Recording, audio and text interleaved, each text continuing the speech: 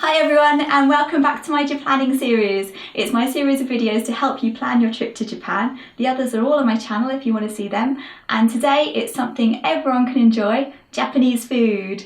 Sometimes people ask me about the food or they're a bit worried about it. So here's what it's like with some tips and just some things I wish I'd known before I first went. And in this video, what I'm talking about is going out to eat at restaurants and things rather than self-catering and cooking for yourself, which is also something you can do. First, what types of food are there? There's loads of different types of food. It's not all Japanese food. There's curry, pizza and pasta, burgers, fast food, Mexican, Chinese, there's cafes and coffee shops and lots of things you'll recognise. The first food I ever had in Japan, and I'm not proud of this, was a Subway, but at the time I was so nervous about what it would be like and the language barrier and everything that I was just so proud I'd managed to get there and order some food, even though it's not that adventurous. So anyway, there's loads of different types of food and overall the quality is really good. Obviously, not everywhere can be wonderful, and I'm sure people can tell you about bad experiences they've had, but overall, the standard is really good and you can't go too far wrong. Portion sizes are a little bit smaller than the UK. They're certainly smaller than in America, that's just how it is, and you do get used to it. And there are places that have larger portions as well, like at Coco Curry you can pay extra for different weights of rice, and some ramen places can give you extra servings of noodles to go with the soup. Next, Japanese food. Here in the UK, Japanese restaurants tend to have a bit of everything. They'll have some sushi, some katsu curry, maybe they'll have some tempura, and they'll serve all types of Japanese food. But what I've noticed in Japan is restaurants tend to specialise in just one type of food, which I think is great. Do one thing and do it really well. And there's all types of Japanese food. Are you ready for this? There's sushi, ramen, udon, tempura, Japanese curry, okonomiyaki, soba noodles, yakitori, kushiyaki, yakisoba, omu rice, all sorts of snacks, and fancy kaiseki meals with all the little dishes. There's loads to try. Now, it's your trip and you should do whatever you want, but I always think it seems like a bit of a waste when people go to Japan and just eat McDonald's or pizza and pasta or things you could get anytime at home. I think if you've flown all the way around the world to Japan, you should try as much Japanese food as possible and try some new things and some things you might not recognise and just see what authentic Japanese food's like. Picture menus and food models. Lots of restaurants have plastic models of their food in the windows or outside, which is really useful if you don't speak Japanese, and you can see what sort of restaurant it is straight away. And that's really common, it's not just a couple of places, a lot of restaurants have them. Picture menus are also really common, which is really good because you can see what you're getting and you can also point at things to order. Ordering, do I need to know Japanese? I can speak and read some Japanese. I'm nowhere near fluent, but I know enough to get by in basic situations, and that does really help. But if you don't speak Japanese, it is amazing how much you can communicate with gestures and pointing at things. Some people speak English, especially in Tokyo and in touristy areas, but not everyone. And sometimes people understand English but don't feel that confident about speaking it back to you, and they don't want to get into an embarrassing, awkward situation. Once I was at a maid cafe, and when it was time to pay, the maid came over and she was going, and trying to think of the word, and then she got out a bit of paper and wrote cash. It's worth learning a few words, even if it's just yes, no, please and thank you. No one's going to expect you to speak Japanese, but they will appreciate it if you've made a little bit of effort. So here's a couple of phrases for you.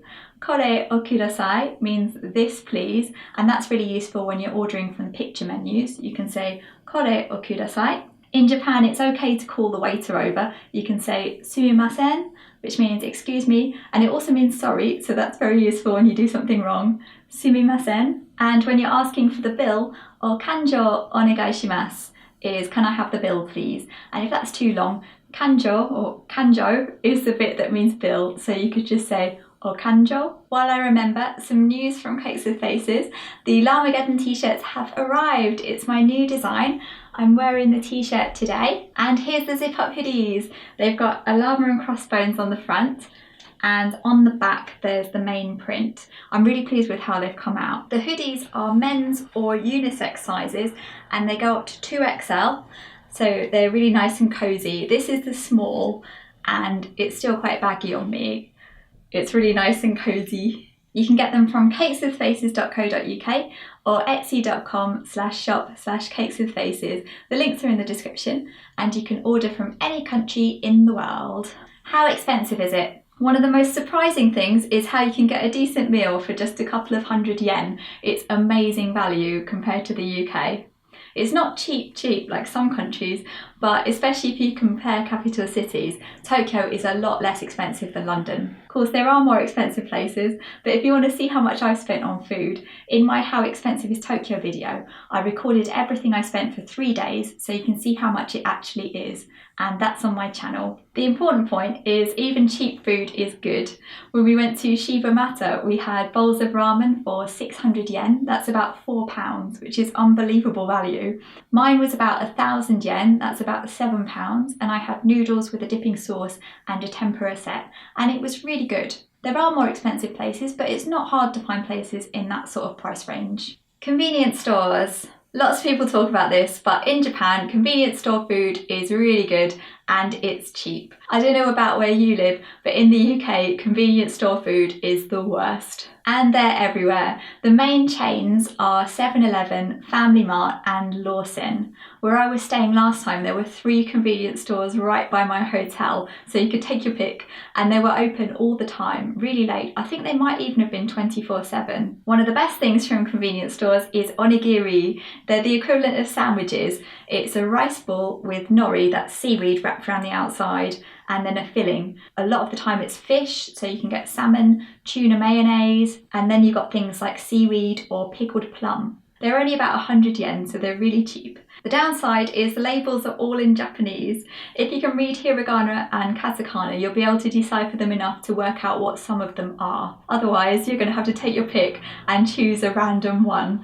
But I really would recommend trying them. They're really good for breakfast or lunch. So what else can you get from convenience stores? You can get snacks, chocolate and crisps, ice cream, drinks, alcohol, things like yogurts. Sometimes they have fresh fruit, not always.